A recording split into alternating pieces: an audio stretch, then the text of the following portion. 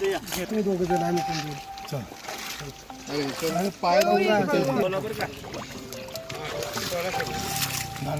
करते ना.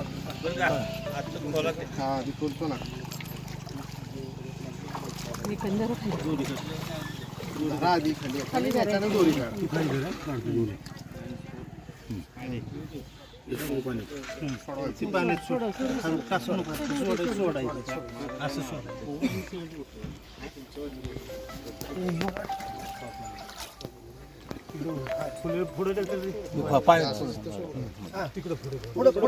आम्ही जरा जेवढं पुढे जाता येईल तेवढं जा. अंदाज घ्या.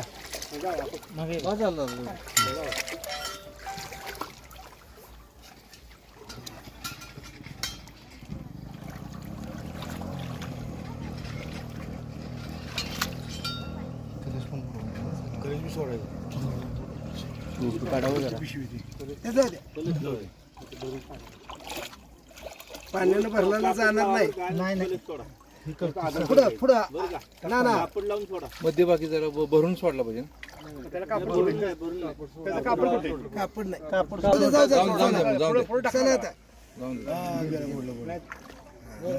जाऊ द्या.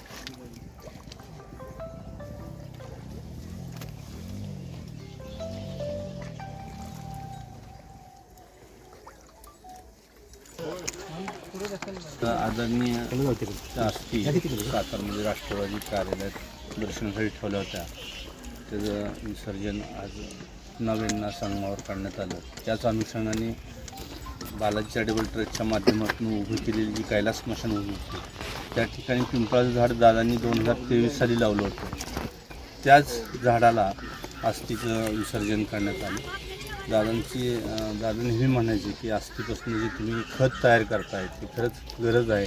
बारामतीला सुद्धा आम्ही असा प्रोजेक्ट करणार आहोत की सगळे जे अस्थी असतात त्याच्यापासून खत निर्माण झालं म्हणजे ते खत झाडांना दिलं तरी चालू शकतं. स्वर्गीय इंदिरा गांधी ज्यावेळेस दिवंगत झाल्या होत्या त्यावेळेससुद्धा अवकाशातून पूर्ण भारतभर त्यांच्या अस्थी टाकल्या होत्या.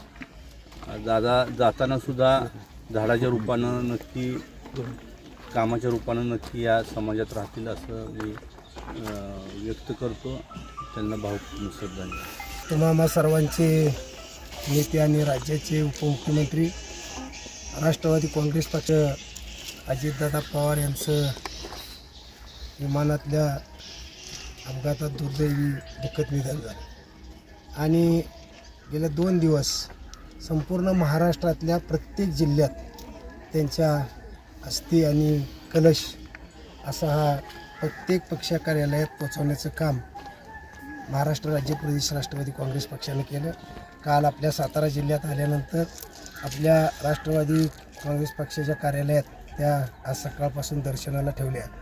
सकाळी 11 अनेक लोकांनी मान्यवरांनी येऊन त्या ठिकाणी दर्शन घेतलं आणि आता आम्ही हे या ठिकाणी विसर्जित करत आहोत. तर म्हणजे दादांचं हे सातारा जिल्ह्यांच्या मूळ दादांचं घराणं हे पवार घराणं हे नांदूळ म्हणजे कोरेगाव तालुक्यातलं हे नांदूळ सातारा जिल्ह्यात. तर त्यामुळं पवार फॅमिलीचं पहिल्यापासूनच सातारा जिल्ह्यावर प्रेम. दादांनी इथली जी मशानभूमी केली स्वर्गीय साहेबांच्या मार्गदर्शनाखाली हे करत असताना अनेक वेळा ज्या वेळेला सातारा जिल्ह्याच्या दौऱ्यावर दादा आले राजेंद्र चोरग्यांना घेऊन हे काम कशा पद्धतीचं चाललं आहे हे बघण्याचं काम त्यांनी केलं. कारण त्यांच्याकडं अतिशय कामाचा बारकावा होता. दादा मी या मशानभूमीचं केलं, स्टेडियमचं केलं, सैनिक स्कूलचं केलं, मेडिकल कॉलेजचं केलं. जी सातारा जिल्ह्यातली महत्त्वपूर्ण कामं झाली ती निव्वळ दादांच्यामुळं झाली असं म्हटलं तर वावगं ठरणार नाही. आणि त्यामुळं दादांच्या जाण्यानं आम्हा सर्व राष्ट्रवादी काँग्रेसच्या कार्यकर्त्यांच्यावर फार मोठं दुःख झालेलं आहे.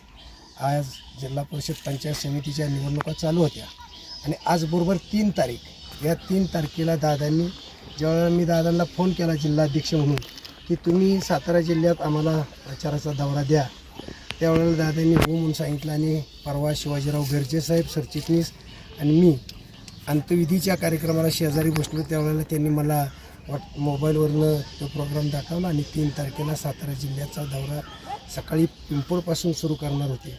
दुर्दैवानं त्याच दिवशी आज आम्हाला त्यांच्या अस्थी विसर्जनाचं एक अतिशय चुकीच्या पद्धतीचा प्रसंग आमच्यावर आलेला आहे.